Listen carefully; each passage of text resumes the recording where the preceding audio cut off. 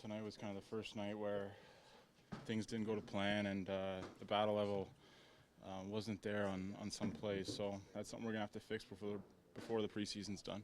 You can just not just wipe it off, but it's kind of a preseason one. You just kind of pick what you can out of it and then move forward. Well, you know, it's preseason, but you want to get confidence and keep getting momentum into the season. So there's things that we're gonna have to fix. Not sure it's anything systems or anything like that. It's more just what we're doing and the battle level that we have to raise before we get to St. Louis. I think you kind of got caught up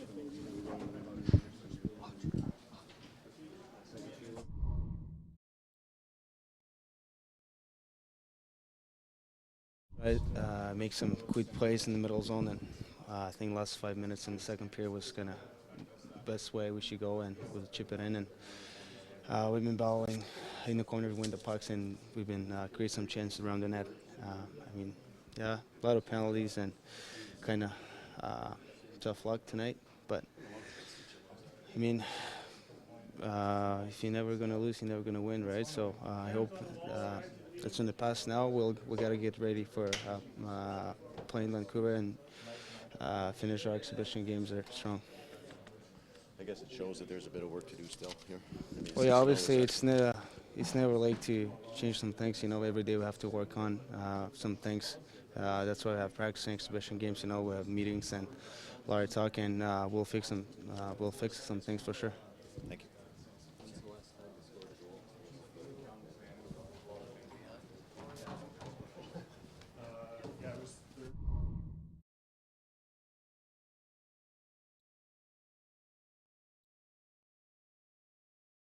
Happened tonight? Yeah, it was just it was a tough outing. They came out hard and a couple of bad bounces, but I got to make some saves. A game like that, Cam, it's good to just get it out of the way, especially in preseason, maybe. Yeah, I think we'll chalk it up to that. Hopefully, that's we'll come out with, or I'll come out with a better effort Saturday and then into the season. But yeah, we'll just chalk that up to. Glad we got out of the way now. What do you take away personally from that game? It's just that I gotta play better. I gotta come in here and make the saves that need to be made. Obviously, some went off sticks and faces and stuff like that, but there's a few that I'd like back, and the guys are counting on me to make those saves, and I gotta make them. Just as a team, you were 6-0 coming in, but obviously there's still some work to do structurally for the whole group. Yeah, it's a learning curve, obviously, with a lot of new guys in the room and the coaching staff. So I'm sure we'll look at the video tomorrow and assess what we could do better and as a team, and we'll work on it and go from there.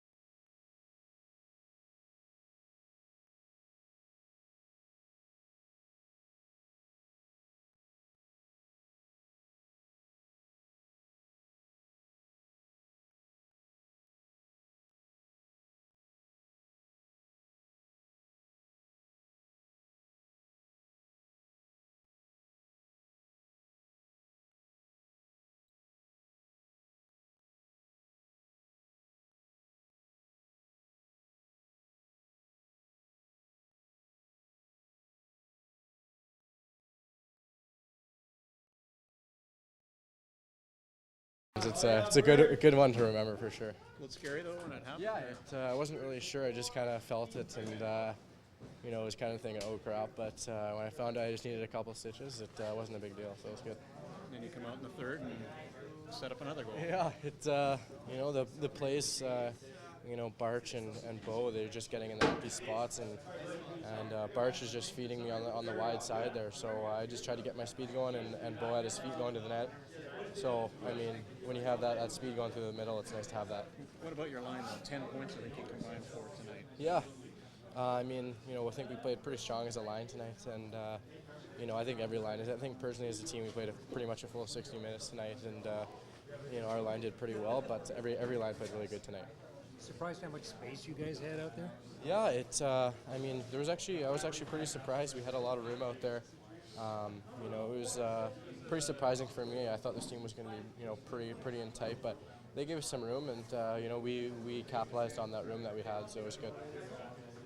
All right, that's Jake for 10.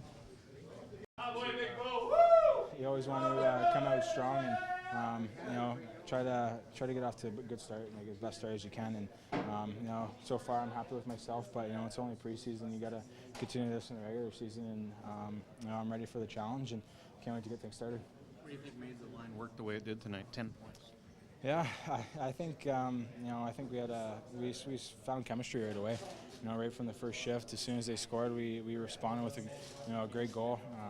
Jake made a great pass, and I think that kind of got the ball rolling for us. And right on from there, I think we just kind of clicked, and everyone found each other. And I think it was a great mixture of different play.